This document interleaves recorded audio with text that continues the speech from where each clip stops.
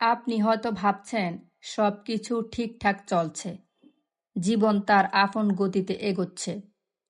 কিন্তু একটু গভীরভাবে চিন্তা করে দেখুন তো, গত 1 বছরে আপনি নিজের জন্য ঠিক কতটা উন্নতি করেছেন।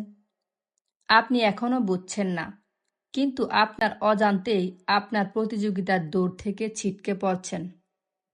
পৃথিবীটা এখন আর আগের মতো ধীরগতির নেই। এখানে আপনি যখন বিশ্রাম নিচ্ছেন বা অহেতুক বিনোদনে সময় নষ্ট করছেন, তখন আপনার পাশের মানুষটি হয়তো নতুন কোনো স্কিল শিখছে বা নিজের ক্যারিয়ারের ভিত মজবুত করছে। স্থির থাকা মানেই পিছিয়ে পড়া, কারণ বাকি পৃথিবী আপনার জন্য থেমে নেই। আপনার স্মার্টফোনের নোটিফিকেশন আর রিলস ভিডিওগুলো আপনার মূল্যবান সময়কে নিঃশব্দে গিলে খাচ্ছে। আপনি ভাবছেন মাত্র কয়েক মিনিট তো, কিন্তু এই কয়েক মিনিটগুলো যোগ হয়ে আপনার জীবনের সোনালী বছরগুলো কেড়ে নিচ্ছে।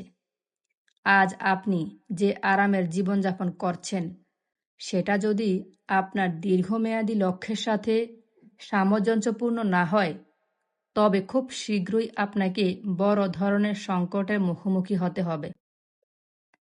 সুযোগগুলো একবার হাতছাড়া হয়ে গেলে হাজারো আফসোস করেও সেগুলোকে আর ফিরে পাওয়া যায় না। সময়ের অপচয় হলো এমন এক ধরনের ঋণ যা আপনাকে ভবিষ্যতে চড়া সুদে পরিশোধ করতে হবে। পিছিয়ে পড়া কেবল অর্থের দিক থেকে নয়, মানসিকভাবে এবং সামাজিকভাবেও আপনি অবহেলিত হয়ে পড়বেন যদি নিজেকে সময়ের সাথে আপডেট না করেন। যারা আজ আপনার সাথে আছে, তারা যখন সফলতার শিখরে পৌঁছে যাবে আর আপনি যখন একই জায়গায় পড়ে থাকবেন, তখন সেই একাকিত্ব হবে আপনার জীবনের সবচেয়ে বড় শাস্তি। ভাগ্য বলে কিছু নেই। আপনার আজকের পরিশ্রমই কালকের ভাগ্য নির্ধারণ করবে। অজুহাত দেওয়া বন্ধ করুন, কারণ পৃথিবীটা কেবল ফলাফল দেখতে চায়। আপনার ব্যর্থতার পেছনে কত বড় গল্প ছিল তা শোনার সময় কারণ নেই। এখনই সময় নিজেকে চাবুক মারার। আপনার ভেতরে যে বিশাল সম্ভাবনা লুকিয়ে আছে, তাকে অবহেলা করবেন না। নিজেকে প্রশ্ন করুন, আগামী 5 বছর পর আপনি নিজেকে কোন অবস্থানে দেখতে চান।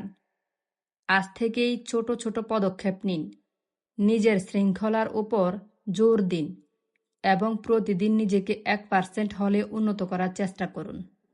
মনে রাখবেন, নদীর স্রোত যেমন কারো জন্য অপেক্ষা করে না, জীবনের শ্রেষ্ঠ সময়গুলোও তেমনি একবার চলে গেলে আর ফেরে না।